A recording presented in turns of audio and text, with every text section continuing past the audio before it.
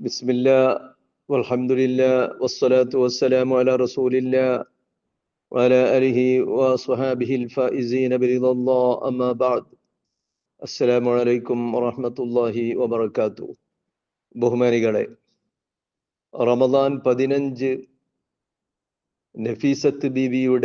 നഫീസത്തുൽ മിസ്രിയ്യയുടെ ആണ്ട് ദിനമാണ്, ഓർമ്മ ദിനമാണ്.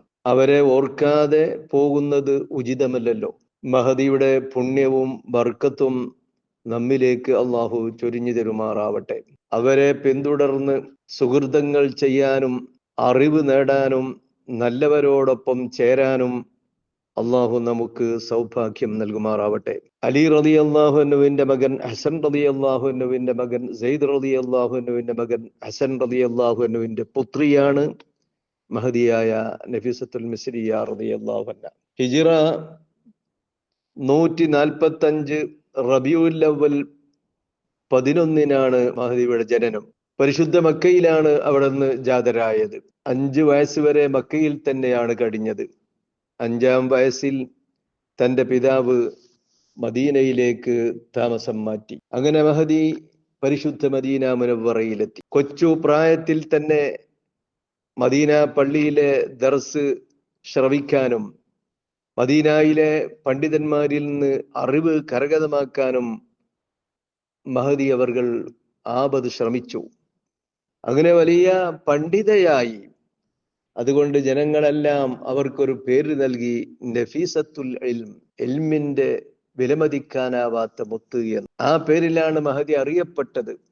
വിവാഹപ്രായം എത്തുന്നതിന്റെ മുമ്പേ ഇങ്ങനെ മഹദി അവർകൾ പ്രസിദ്ധയായി.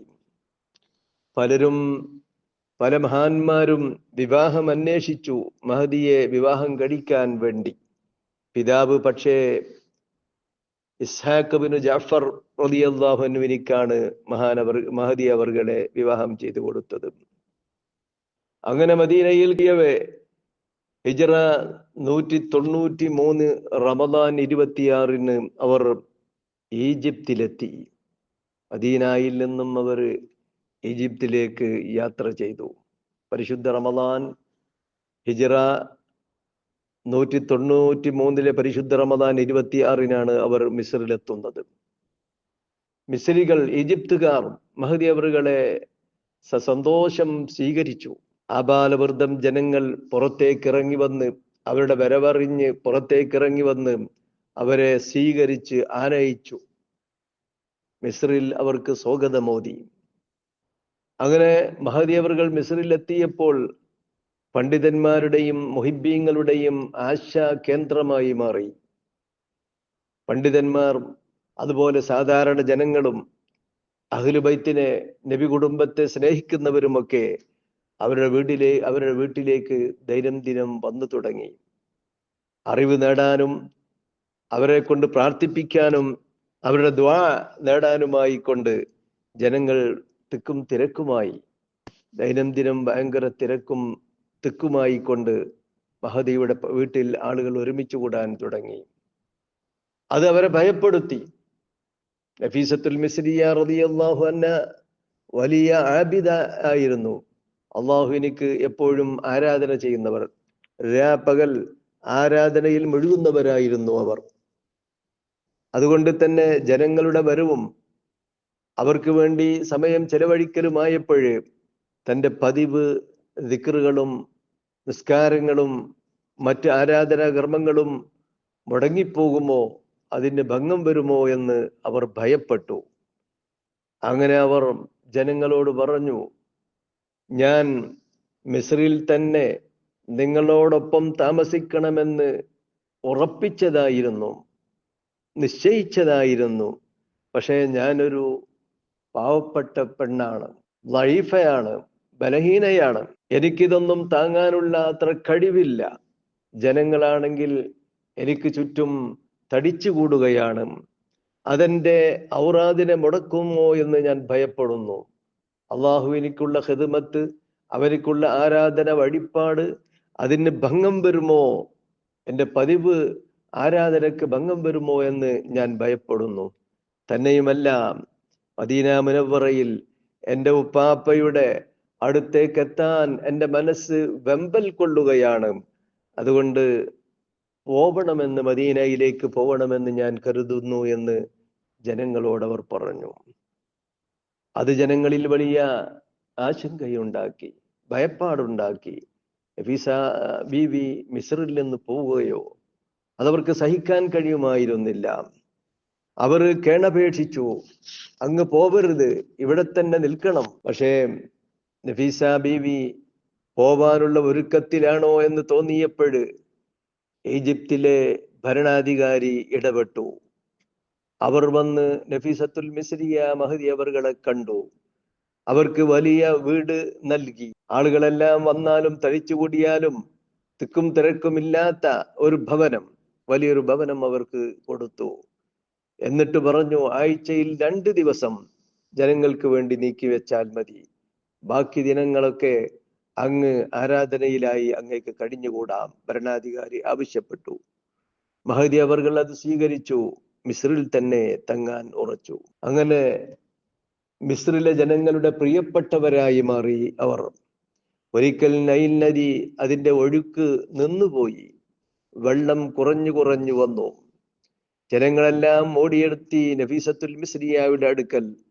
അവർ പറഞ്ഞു, അവരുടെ സങ്കടം പറഞ്ഞു നഫീസത്ത് ബീബിയോട്. നൈൽ നദി ഒഴുകുന്നില്ല, വെള്ളം കുറഞ്ഞു വരികയാണ്, ഭയപ്പാടുണ്ട് മഹദി അവർകളെ. അങ്ങനെ അവരുടെ ആ അപേക്ഷ മാനിച്ചുകൊണ്ട് മഹദി അവർകൾ തൻ്റെ മുഖമക്കനെ എടുത്തുകൊണ്ട് അവർക്ക് കൊടുത്തു. എന്നിട്ട് പറഞ്ഞു, ഇത് നിങ്ങൾ നൈൽ നദിയിൽ കൊണ്ടുപോയി ഇടണം, എങ്കിൽ നൈൽ നദി ഒഴുകിപ്പോകും, വെള്ളം കൂടുതലായി വരുമെന്ന്. അപ്പോലെ അവർ ചെയ്തു. മഹദി അവர்களுടെ മുഖമക്കന നൈൽ നദിയിൽ എറിഞ്ഞപ്പോൾ നൈൽ നദി സ്വച്ഛന്തമായി ഒഴുകി, അതിൽ വെള്ളം ധാരാളമായി ഉണ്ടായി. അങ്ങനെ മിസ്രികൾക്കെന്നും അവരുടെ ആശയും ആവേശവുമായിരുന്നു. ഇന്നും എന്നും എപ്പോഴും മിസ്രികളുടെ മാത്രമല്ല, മുസ്ലിം ലോകത്തിന്റെ മുഴുവനും ആശയും ആവേശവുമായി മാറി മഹദിയായ നഫീസത്തുൽ മിസ്രിയ. മഹാനായ ഇമാമുന ശഫീ റളിയല്ലാഹു അൻഹു മഹദിയെ വല്ലാതെ ബഹുമാനിച്ചിരുന്നു. ഏത് പ്രശ്നമുണ്ടാകുമ്പോഴും മഹദിയുടെ അടുക്കലേക്ക് ആളെ പറഞ്ഞയക്കും ദുആ ചെയ്യിപ്പിക്കാൻ വേണ്ടി. തനിക്ക് രോഗമുണ്ടാകുമ്പോൾ ആളെ അയക്കും, മഹദി ദുആ ചെയ്യും. ആ പറഞ്ഞയച്ച ആള് തിരിച്ചെത്തുന്നതിന്റെ മുമ്പേ ഇമാം ഷഫീ റളിയല്ലാഹു അൻഹുവിന് ശിഫ കിട്ടുകയും ചെയ്യും. അങ്ങനെ അവസാന രോഗശയ്യയിൽ കിടക്കുമ്പോൾ, അവിടുന്ന് വഫാത്തായ രോഗശയ്യയിൽ കിടക്കുമ്പോൾ ആളെ അയച്ചു ദുആ ചെയ്യിപ്പിക്കാൻ വേണ്ടി. മഹദി അവർകൾ പറഞ്ഞു, അള്ളാഹുവിന്റെ ലിഖാ കൊണ്ട് അള്ളാഹു തആല അവരെ അനുഗ്രഹിക്കട്ടെ എന്നാണ് ദുആ ചെയ്തത്.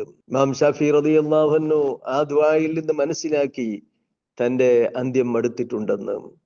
അവിടുന്ന് വസിയത്ത് ചെയ്തു, എൻ്റെ മയ്യത്ത് നഫീസത്ത് ബീവി നിസ്കരിക്കണം, അവിടുത്തെ അടുത്തേക്ക് എൻ്റെ മയ്യത്ത് കൊണ്ടുപോകണം, അവർ നിസ്കരിക്കട്ടെ എന്ന് വസിയത്ത് ചെയ്തു. അങ്ങനെ നഫീസത്തുൽ മിസ്രിയ റളിയല്ലാഹു അൻഹ ഇമാം ഷാഫി റളിയല്ലാഹു അൻഹുവിന് വേണ്ടി മയ്യത്ത് നിസ്കരിച്ചു. പലപ്പോഴും മദീനയിലേക്ക് പോവാൻ വേണ്ടി തന്റെ ഭർത്താക്ക് ഇസ്ഹാഖ് എന്നവർ നഫീസത്തുൽ മിസ്രിയ തങ്ങളോട് മഹദിയോട് പറയാറുണ്ട്. അപ്പോഴൊക്കെയും നഫീസത്ത് ബീവി പറയും, ഞാൻ വരുന്നില്ല, ഇവിടെ തന്നെ നിൽക്കാനാണ് ഉപ്പാപ്പ അഷ്റഫുൽ ഖൽഖ് സല്ലല്ലാഹു അലൈഹി വസല്ലം തങ്ങൾ നിർദ്ദേശിച്ചിട്ടുള്ളത് എന്ന്. നഫീസത്ത് ബീവി റളിയല്ലാഹു അൻഹാക്ക് റജബ് മാസത്തിലാണ് രോഗം വന്നത്. അത് ശക്തി കൂടി, റമദാനിൽ കൂടുതലായി. ഡോക്ടർമാർ വന്നു, അവർ നിർദ്ദേശിച്ചു നോമ്പൊഴിവാക്കണമെന്ന്. മഹദി പറഞ്ഞു, സുബ്ഹാനല്ലാഹ്, 30 കൊല്ലക്കാലമായി ഞാൻ അള്ളാഹുവിനോട് ചോദിക്കുന്നു, നോമ്പിലായിക്കൊണ്ട് എന്നെ നീ വഫാത്താക്കണമേ, മരിപ്പിക്കണമേ എന്ന്. എന്നിട്ട് ഞാനിപ്പോൾ നോമ്പ് മുറിക്കുകയോ? അതൊരിക്കലുമില്ല. അങ്ങനെ നോമ്പിലായിക്കൊണ്ട് അവർ ഈഹലോകത്തോട് വിട പറഞ്ഞു. സ്വന്തമായി ഖബർ കൊഴിച്ചിരുന്നു. ആ ഖബറിൽ നിന്നുകൊണ്ട് അവർ ഖുർആൻ ഓതിയിരുന്നു. അവിടെയാണ് മറമാടിയത്. പക്ഷേ തൻ്റെ ഭർത്താവ് ഇസ്ഹാഖ് എന്നവർ അവരെ മദീനയിലേക്ക് കൊണ്ടുപോയി അഷ്റഫുൽ ഖൽഖ് സല്ലല്ലാഹു അലൈഹി വസല്ലം തങ്ങളുടെ ചാരെ ജന്നത്തുൽ ബഖയിൽ മറമാടാൻ വേണ്ടി ആഗ്രഹിച്ചിരുന്നു. പക്ഷേ മിസ്രിലെ ജനം കേണപേക്ഷിച്ച് പറഞ്ഞു അവരെ ഇവിടെ തന്നെ മറമാടണമെന്ന്. ഇസ്ഹാഖ് പറഞ്ഞു എങ്കിൽ ഞാൻ ഒന്ന് ആലോചിക്കട്ടെ എന്ന്. അങ്ങനെ അന്ന് രാത്രിയിൽ ഉറങ്ങുമ്പോൾ ഇസ്ഹാഖ് എന്നവർക്ക് സ്വപ്നം കണ്ടു. അഷ്റഫുൽ ഖൽഖ് സല്ലല്ലാഹു അലൈഹി വസല്ലം തങ്ങൾ അവരോട് പറഞ്ഞു, ഇസ്ഹാഖ് എന്നവരോട് പറഞ്ഞു, നഫീസയുടെ കാര്യത്തിൽ മിസ്രിലെ ജനങ്ങളോട് തർക്കിക്കരുത്. നഫീസയെ കൊണ്ട് ആ ജനങ്ങൾക്ക് ഒരുപാട് ഗുണമുണ്ട്, ബർക്കത്തുണ്ടാവും, അവർ അവിടെ തന്നെ അവരെ മറമാടണമെന്ന്. അങ്ങനെ ഭർത്താവ് സമ്മതിച്ചു. നഫീസത്തുൽ മിസ്രിയ റളിയല്ലാഹു അൻഹ അങ്ങനെ മിസ്രിൽ തന്നെ അവർ സ്വന്തം കൈകൊണ്ട് കുഴിച്ച ആ ഖബറിൽ അവരെ മറമാടി. ഇൽമിന്റെ മൊത്തം ഇരുലോകത്തും ബഹുമതി നേടിയവരുമായ നഫീസത്തുൽ മിസ്രിയ, അവരുടെ ബർക്കത്ത് കൊണ്ട് അള്ളാഹു നമ്മെ ഇരുവീട്ടിലും വിജയിപ്പിക്കുമാറാവട്ടെ. അവരുടെ ബർക്കത്ത് കൊണ്ട് നന്മയുടെ വഴിയിൽ എന്നും നിലയുറപ്പിക്കാൻ അള്ളാഹു നമുക്ക് തൗഫീഖ് നൽകുമാറാവട്ടെ. നല്ലവരോടൊപ്പം ചേരാനും അറിവ് നേടാനും അറിവിനെ പകർന്നു കൊടുക്കാനും അള്ളാഹു നമുക്ക് അവസരം നൽകുമാറാവട്ടെ. സ്വർഗീയ ലോകത്ത് അവരെ പോലുള്ള മഹത്തുക്കളോടൊപ്പം അള്ളാഹു നമ്മെ ഒരുമിച്ച് കൂട്ടുമാറാവട്ടെ. ആഖിറു ദഅവാനാ അനിൽ ഹംദുലില്ലാഹി റബ്ബിൽ ആലമീൻ. അസ്സലാമു അലൈക്കും വറഹ്മത്തുള്ളാഹി വബറകാതുഹു.